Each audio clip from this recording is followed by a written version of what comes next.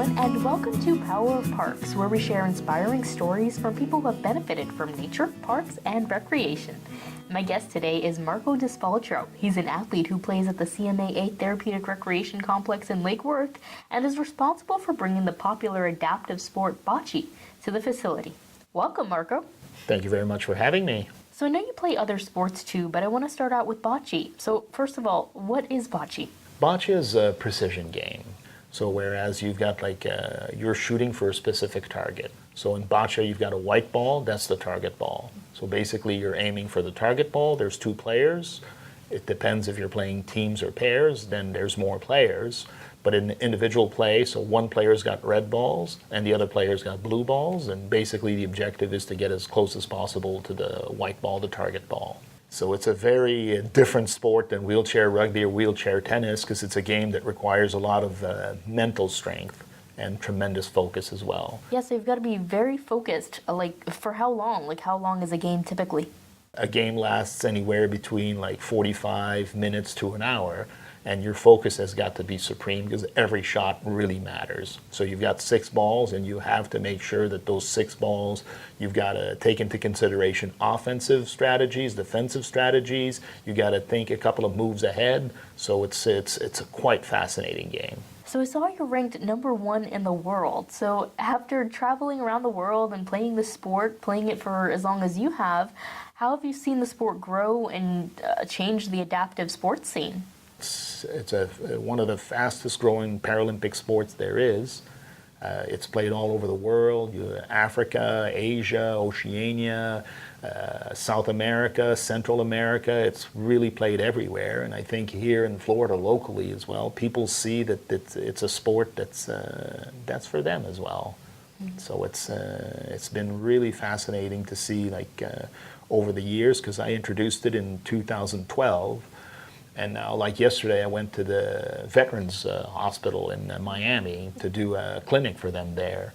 So this is another segment of our population, all those war heroes that are able to now play a sport.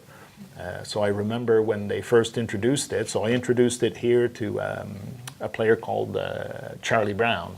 And Charlie's one of the VPs for the Paralyzed Veterans of America. And the first time he brought it to the PVA games, because every year they've got games, there was a little booth, so they had a stand that was 5 feet by 5 feet, and in the space of 4 years, last year they had 20 courts, and they had over 300 participants. Wow. So it's amazing what it can do, because they see the value of a sport like this, because it doesn't cost much, and people that are not as active as they used to be, or they come back from the war and they've got different injuries, they can play the sport. It's very low impact and it requires a lot of focus and brain power. So it's been exceptional for the veterans and it's been exceptional for our population here in the Palm Beach area as well. So I want to go back to your ranking. How did you get to #1? What's your strategy? As I said, there's no secret. I mean, for me, I outworked everybody. So I threw 500 balls a day, didn't matter where I was, because at the time I was also coaching wheelchair rugby. So if I was in an airport, I'd break out my balls just in the airport, and I'd throw there, hotel lobbies, hotel rooms, it didn't matter. It was like that in the beginning, so I just was able to practice a lot, and 500 balls a day, 7 days a week, and for over 2 years. And plus with my sporting background, I already knew the mental components of everything, because sports psychology is very important.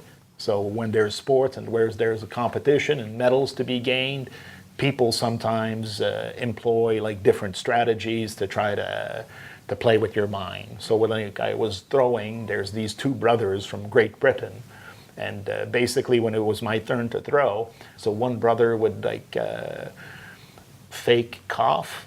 And then when I was about to release, the other brother would take a deep breath or just exhale his breath. So just to try to mess with your mind. So so it doesn't matter what sport it is. There's always mind games. Right. So you've got to be able to get over stuff like that. So Obviously, the sport helps you overcome those mental obstacles. Can you talk about the other ways the sport has helped you and how it'll continue to help you as you get older and as you get weaker? You know, for me, basically, I'm supposed to be dead.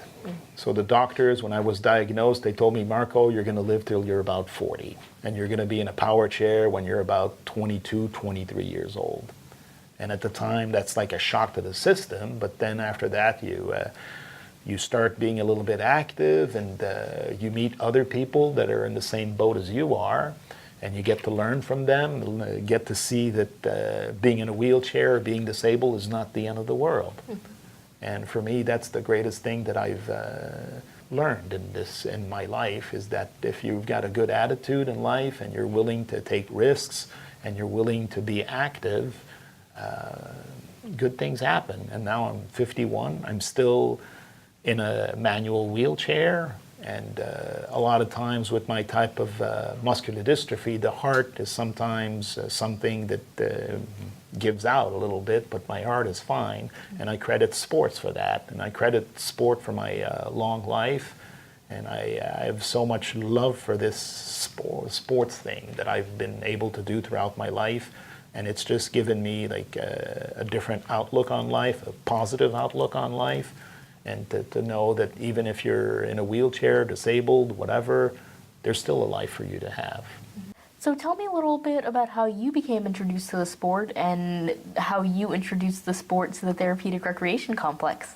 Well, you know, Boccia for me, I come from wheelchair rugby, and wheelchair rugby is pretty macho, and so the coach always approached me to play Boccia because he thought I had the right skill set. And I always said, no, I come from rugby. I'm not going to play this Boccia stuff. It's boring. But then I remember the first ball I threw, and I told myself, why did I just take this sport up so late? Because it's a fascinating sport. And so I got the bug in 2010, and it's been a passion of mine since. And for me, it's always very important. You know, there's a lot of our community out there, the disabled community, that just doesn't think that there's anything for them. So Boccia is really cool for that because it's really inclusive, and that's the thing that attracted me to the sport. And that's one of the reasons I wanted to bring it to Florida here to Parks and Recs, because I think that there's a population out there that would just fall in love with the game, and this is pretty much what's happened. Mm-hmm. And what has the reaction been to the sport locally? All the staff at Parks and Recs at the CMAA, where we practice, everybody just like jumped in, and what is this new sport that Marco's bringing over? And then they started thinking, okay, who might be able to participate in this sport? Mm-hmm. So it was quite fascinating to see how everything panned out, and people just really wanted to play this sport, and it's just been awesome. I want to talk a little bit about what you think about the Therapeutic Recreation Complex. What's your experience been like playing there? It's been incredible because there's not many places in the world, and I mean the world. I've traveled extensively. I've been through all the corners of the world, and there's not that many places that you can go that have this type of facility.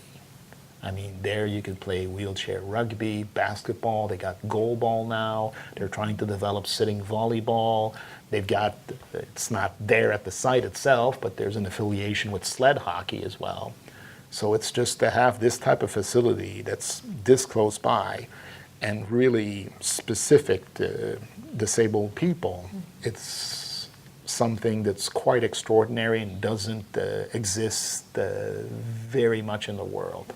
There's so many stories that we have of people coming to the center and just maybe being a little bit depressed, not knowing what they're going to do with their lives, and just being around other people with disabilities, the camaraderie, the fact that you can make friends there, it changes your outlook on life. And we've had some people that were just like down on their luck, didn't know what to do, were depressed, and just by the power of sports and the power of just like people, they've been able to have like a quality life now, and they see life completely different. Before, everything was like dark and ominous, and now that they see that there's a light at the end of the tunnel. And the people that work there, I mean, anytime I bring a new athlete or a new athlete comes in on their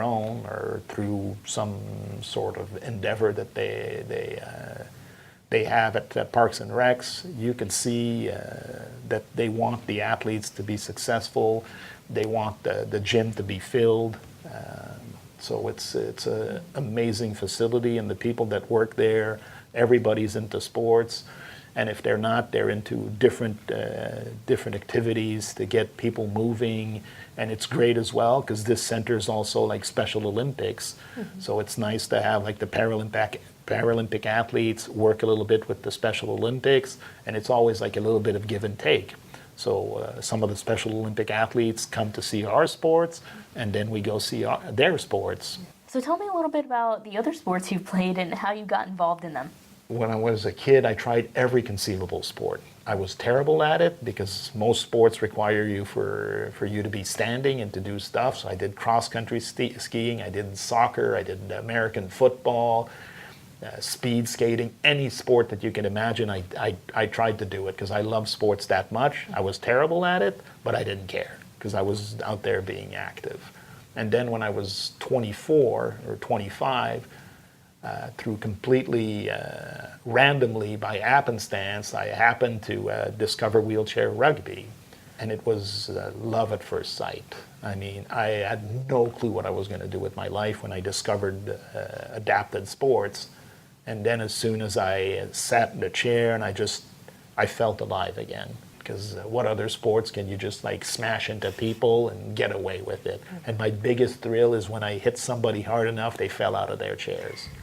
And so rugby was my first love, and I knew it wasn't going to last for very long because rugby is a very physically demanding sport. It's always stop and go, and you need like have really good arms and really good shoulders. And with muscular dystrophy, the type of muscular dystrophy that I have, the older I become, the weaker I get. So after 4 or 5 years of playing rugby at an elite level, I saw that rugby wasn't in the cards anymore. So then I dedicated myself to play wheelchair tennis. And in a very short time, I became very competitive in tennis, but I knew it was going to be short-lived. So after 3 years, physically, I wasn't able to do it anymore. So I thought, okay, I've had my share of disabled sports. It's been really cool as a player. Now it's time to do something else. So I really like yelling at people in a positive way. So that's why I became a coach after. So I became a coach for like 6, 7 years. And then I finally decided to try this bocce thing, and it was amazing. Why would you encourage other athletes to play not just this sport, but other adaptive sports as well? There's a sport for you out there. Even if you're just like a recreational athlete, whatever you want to do. If you want to go to the top level, because at the center we've got people that are aiming to go to Paralympics. We've got other people that are just aiming to do like maybe a 5-kilometer race, walking or whatever. So it's just, for me, it's very important, and I see it so much throughout my travels in the world and even here locally, that you give somebody a chance, you give somebody like a little bit of a push, and you see their confidence raises, and then it trickles down to other aspects of your life. And if anybody out there is listening, just give it a try. Try something different. Get out of your comfort zone a little bit. Come meet us at the center. Everybody's very open. We're very welcoming because we know we're a small community and we're a minority as well. So what's next for you? Are you going to continue to compete? Well, for me, I mean, the competitive fire is always there. Yes, my priorities have changed because when I started this sport, I told my coach, okay, I want to be world #1 and I want to win a Paralympic medal. So that's been accomplished, but the fire is still there. But more than anything, as I say, I mean, I'm a mentor to a lot of people. And I've got a big mouth, and I'm always like willing to share my knowledge, and very accepting of everybody, very accepting of your different levels of abilities. So that's my main responsibility, I think, right now. But I want to be at the Paralympics in 2020. So we had in January, we were in Tokyo just to visit the different sites, have a friendly competition with the Japanese, and believe me, the fire is still there, and I still want to compete, and I still want that individual medal at the Paralympic Games, and I want to have a second medal in pairs play with my teammates. Thank you so much, Marco. thank you very much for this opportunity. And as I say, to people out there listening, if you've got a disability, come over. We'll try to find a sport for you. You could do pretty much any sport that you think about. And it's a very welcoming place to be, and it's incredible people working there.